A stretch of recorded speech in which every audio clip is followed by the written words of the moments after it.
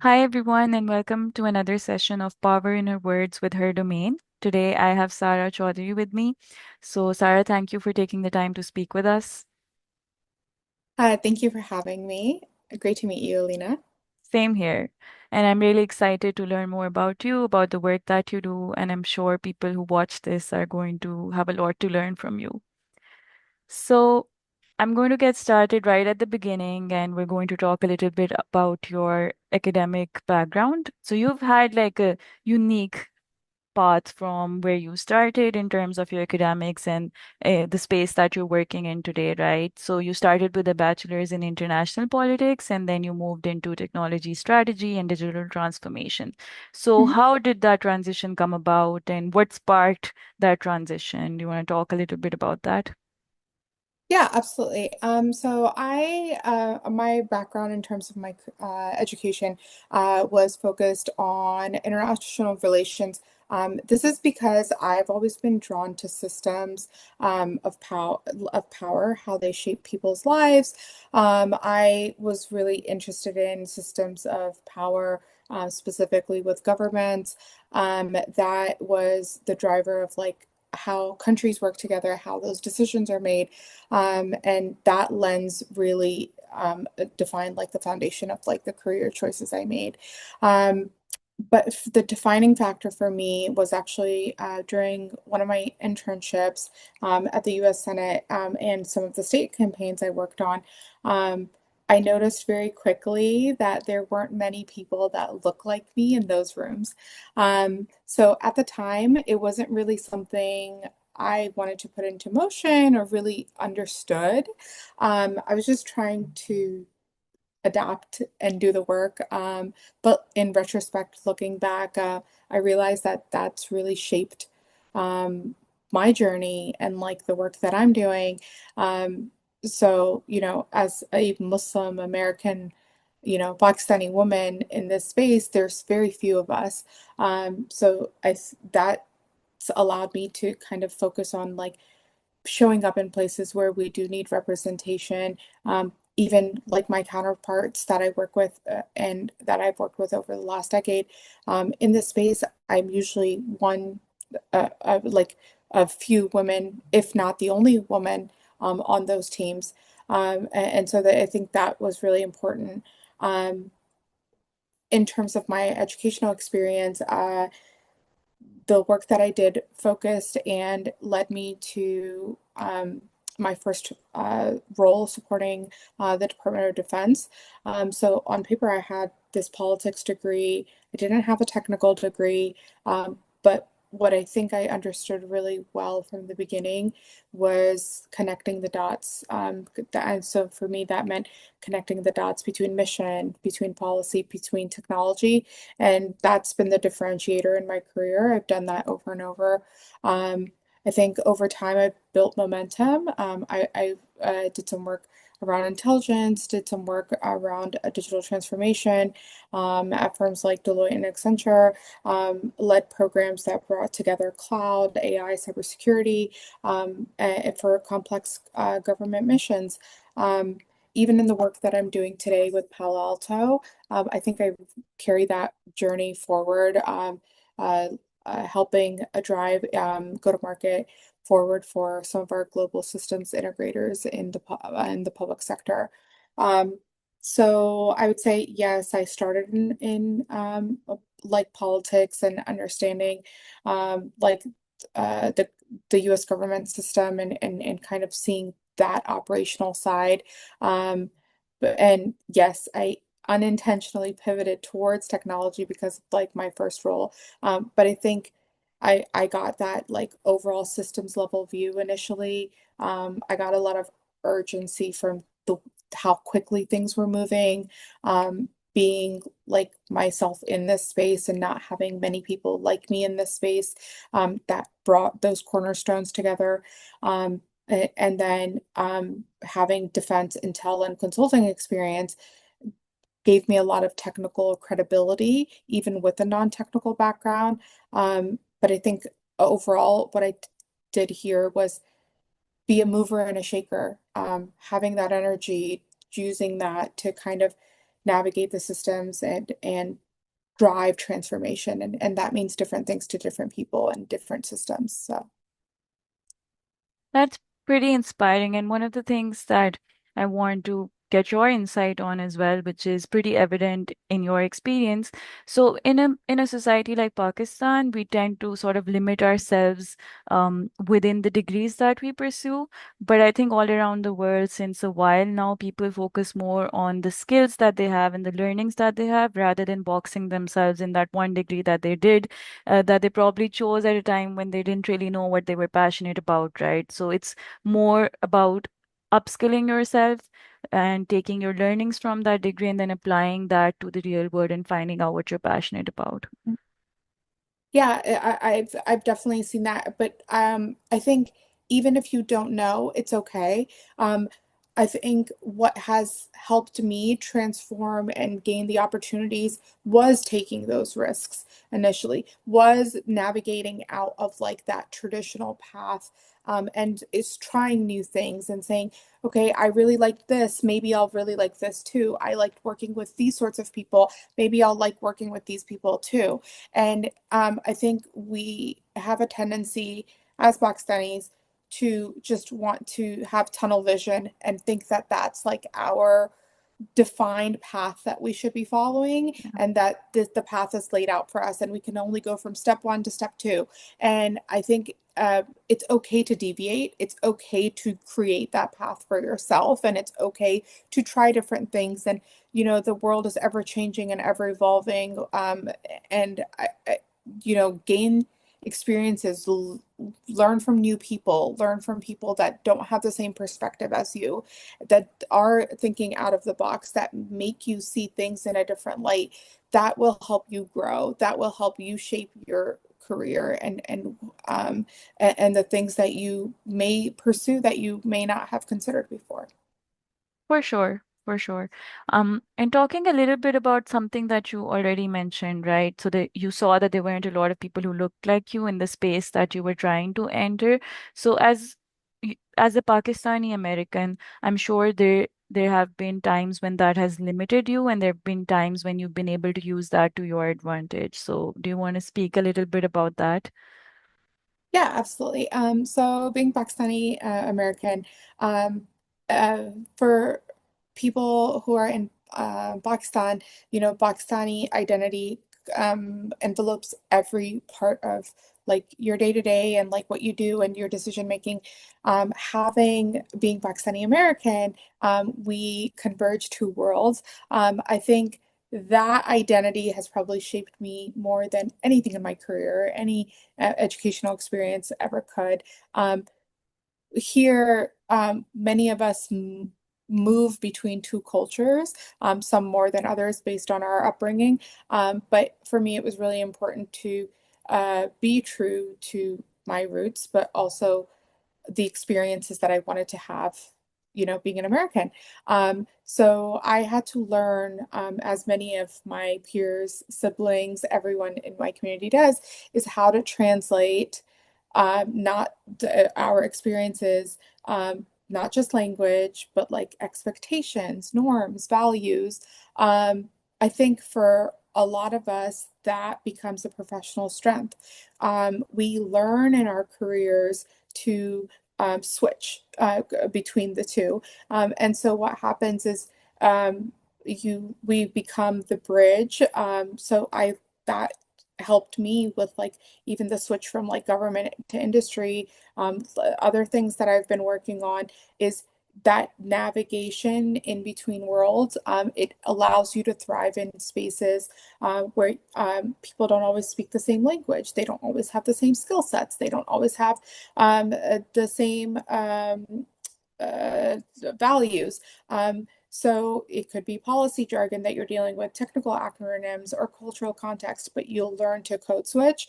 Um, I think also this is one of the reasons, what in terms of like cultural identity, that representation matters so deeply to me.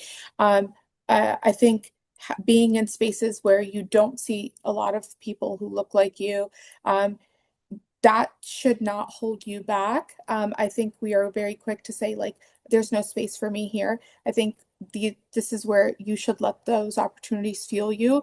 It should be it should actually make us more intentional in terms of our cultural identity of opening those doors for others, for future generations, for our peers, and carry when we walk into a room, carry our communities with us. I, in terms of cultural identity for being Pakistani American, I don't think that identity should be a barrier. Um, as you know, some may perceive. I think it's an anchor in terms of like the work that needs to be done, at least for those of us who are overseas. And I think it's a constant reminder being in these spaces, why we do this work and who we're doing it for.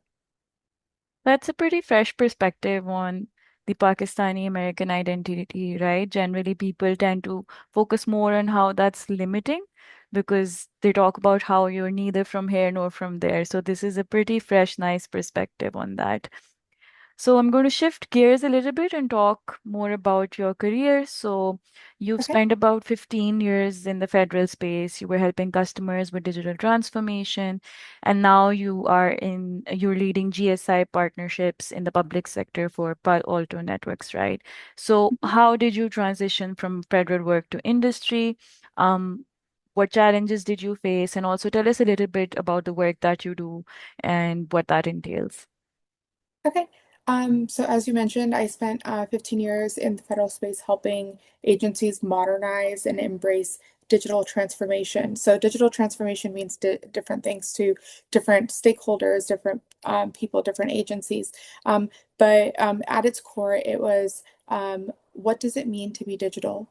How does that impact your people and processes and technology?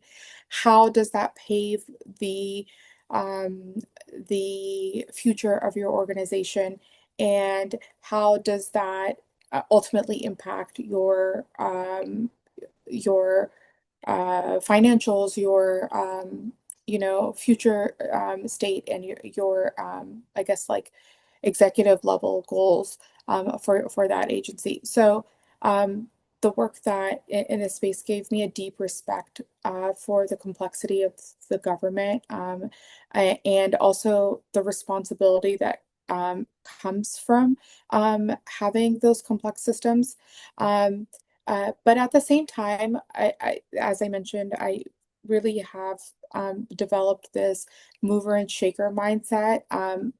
I think it's important to also adapt and have more not just following like established processes, but have a way to like push forward. I was continuously thinking out of the box, engaging stakeholders, doing discovery sessions, helping them understand not only their pain points, but saying, okay, what is the ultimate problem that we're looking to solve? How do we get to a solution that is not just satisfying the solution of a problem, but how do we create sustainable solutions for the work that you're doing, and how does it ultimately impact your mission?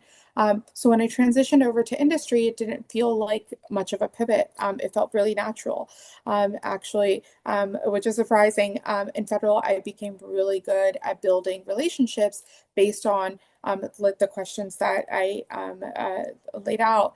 And so what that involved was listening, connecting the dots, and helping uh, the C-suite of some of these agencies understand how technology and technology strategy could ultimately serve their mission. So those skills turned out to be just as valuable in industry, and it became that bridge that carried me into my current role at Palo Alto Networks. So now, instead of focusing on one agency at a time, I get to go ahead and scale that impact. So I get to work across global system integrators in the public sector to now shape cybersecurity, and AI, with like the rise of AI in the last like 2 to 3 years, and cloud transformation for customers, which is also front and center as well. But industry or federal, it's ultimately the same mission at heart, which is we drive change we build trust, we move those systems forward. And the difference is really, in terms of industry and federal, is the speed and the scale. And the scale and the speed is definitely faster on the commercial side. So I'm excited about that. That's pretty cool, the work that you're doing. And then also, again, I'm just picking out on how you don't let these transitions limit you and rather you sort of use them to enable yourself to achieve more and then excel in whatever space that you're in, right? So that's pretty inspiring. And then while you are championing change and digital transformation, on the side, you're also working on building humankind, which is the first healthcare and wellness super aggregator. So, A, where do you find the time to do that? And two, like, what motivated you to, start something like this and address this prevalent concern in the ecosystem that you exist in?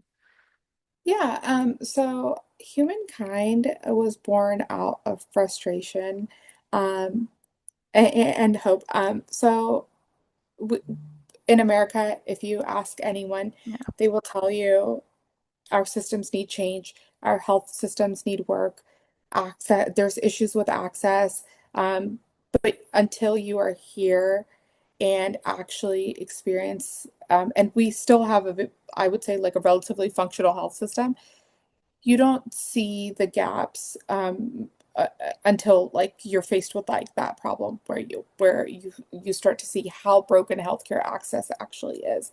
Um, so what I've learned over, I one of my first roles in the federal space was with working with Defense Health Management Systems. So I actually got exposure from the federal side of to healthcare systems, um, specifically with the military electronic health record and what it took uh, to basically evolve that entire part of healthcare for the military system into what it is now today. So what I learned looking and based on my research was that patients had to navigate websites and they had opaque pricing and they had difficulty figuring out financing. In Pakistan, healthcare is relatively affordable. In the United States, it's Yeah. not. And so many times people either give up on healthcare access either because of exhaustion or they give up because of just lack of access or financials. And on the other side, I also spent a lot of time talking to providers and friends that were, physicians and understanding that they were struggling to grow even after what we considered the peak of their careers. These systems aren't designed well and they're not designed to reach consumers. So I started to dive deeper into this and ask myself like what does that look like and why doesn't healthcare have an aggregator? We have one for rideshare, we have one for food delivery. Every trillion-dollar industry, travel, food, rides has one. Why don't we have one? And so that's when humankind came to life. I just wanted to build a single front door where patients can discover care, compare providers, and finance it all in one place. But that's not theoretical for me. I saw the gap in my own journey with family members' experiences, with friends, colleagues, everyone. And so at the same time, um, I knew this was something I wanted to build. I didn't know how, I didn't know what that looked like for me. But my career journey was also beginning to shift. So I'd spent a lot of time, as I mentioned, in government and now industry, and I wanted to create ripples beyond just one specific agency, one specific customer. If I can scale this for them, I can scale a system. And I wanted to build something in terms of impact that would touch people's lives directly. And that's what this project really represents for me is um, creating a platform that makes healthcare simpler. It makes it more transparent. It makes it more human. And that's where what really matters in terms of balance. Um, I would also say like when I'm not working on my 9 to 5 at Palo, I'm working my 5 to 9 and weekends on this, and that's how I build it. And that's where I find the time, and it's and what's it really excites me about this work is not only closing the loop in the United States, but closing the access loop for to help people find providers, help them discover, help them compare, finance everything into one seamless experience. Um, but also closing those gaps for the underserved and marginalized communities. If this scales be not beyond the United States, just think about like the disproportionate barriers that a lot of communities face across the globe, and whether it's cost, geography, or trust in the system, creating a unified platform that gives you access to care will give you will create that ripple effect and allow people to have transparency and have choice. And so for me, it's more so of a mission, and it's deeply personal. That is amazing to listen to. I mean, what sparked your interest in this area, and then also you seeing it all the way through. I'm sure it's tough with your day job, which is also pretty demanding, and I wish you all the luck with this. Do you want to maybe talk a little bit about where you see humankind in the next 5 years? I would like for it to be an aggregator. I want to have everyone have the application in their hand. I want everyone to feel like they have healthcare in their hand, just like they have rideshare in their hand, just Yeah. like they have, food delivery in their hand. And I want them to feel equipped that they have a full picture of their health, whether that's healthcare or wellness. I want people to know where they stand, and I would like to empower communities to find out about their care early on, not later on. Yeah. I hope that you're able to achieve this goal, and maybe sooner than 5 years, who knows? I hope so. Yeah. The goal is to move quickly and Yeah. get this up and running. Yeah. So when you're not working in digital transformation and when you're not working on humankind, you're also very involved in volunteering and giving back to the community, right? You spent a lot of time working with immigrant affairs and with Commission for Women, which I mean are causes for obvious reasons that are close to your heart, right? But still taking out time for that, feeling motivated, feeling the drive to, spend all that effort and energy. Um, how do you find that drive within yourself, and also does it influence um, your life outside of just spending time on this, and just how does it reflect on your professional and personal outlook? Yeah, I can talk about that. So in terms of my volunteering or any community involvement, that actually comes from the example my dad set for me. So even with all of, like his professional responsibilities, he always found a way he always found a way to give back to the community. So watching him growing up, balance that with his professional life. Is it set the bar for us that this is in terms of service, this is not something you do when it's convenient. It's something you prioritize because of your values. So for me, that looks like serving on the Commission for Women prior, and empowering change for women within my local community. And now I'm serving on the Immigrant Affairs Commission. So these roles are powerful because they remind you that you can't change systems if you don't have a seat at the table. It goes right back to that idea of representation, because if voices like ours aren't present, we can't ask for that change even in our local communities, especially, being part of the Muslim community here. That's really important, that we have feet on the ground that can advocate for those immigrant families or push forward women's like equity issues. And I have seen firsthand how critical it is to be part of that process. In terms of my experience, I think whether it's professional or entrepreneurial life, volunteering is something that I will continue to carry with me. It comes back to that idea of impact and inclusion has to be at the center.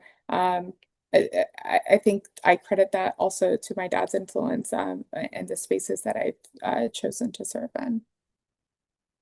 That's very nice to hear. So that the fact that your dad was also pretty active in this space, and that's something that you learned from him. So that's a really nice thing. And like you said, you don't volunteer or help out others when it's convenient, right? Anybody can do that. But making space for that in your everyday life and going out of the way to champion causes that may not be affecting you on the daily, but are somebody else's reality, that's pretty nice. So, trying to just close it out here with maybe some advice that you have for young women, young professionals who are trying to enter this digital transformation space or just trying to build careers that balance both impact and innovation. Any words, any advice that you would like to share? I would say that if I could leave one piece of advice for women, it would be that there's always a way. Even if you feel like the odds are stacked against you, there's always a path forward. With education and learning literally at your fingertips today with AI, knowledge is more accessible than ever. You don't have to wait for permission or perfect circumstances to begin. You just have to start. You can teach yourself. You can build skills. You can open doors that once seemed closed. And when you get into those rooms, whether you're getting into classrooms, boardrooms, decision-making tables, take up the space. Don't shrink yourself. Be a mover and a shaker. I think the world just needs more women present and in these rooms. We need women that know that they belong there, who ask questions, who ask uncomfortable questions, who push those boundaries and create change. And in Pakistan, I think that's especially important that we're taking the initiative to do that.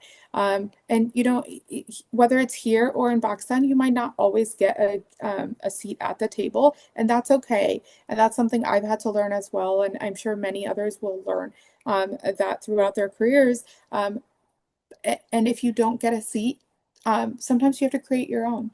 And when you do, what you're doing there is opening the door for countless others to follow, whether that's in the work that you're doing or work that follows. So I would say there's always a way. If there isn't a way, you create your own way. And so I'd just like to end on that note, that's really what I think women should do.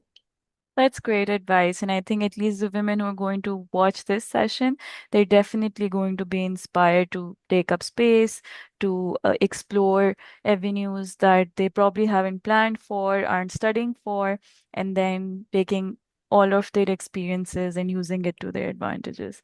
So, thank you so much for taking the time to speak with us, for sharing your insights, your journey, both professional and personal. It's been great speaking with you. I've learned a lot, and I'm feeling quite inspired with how much you're able to manage and give back to the community as well as invest in your career.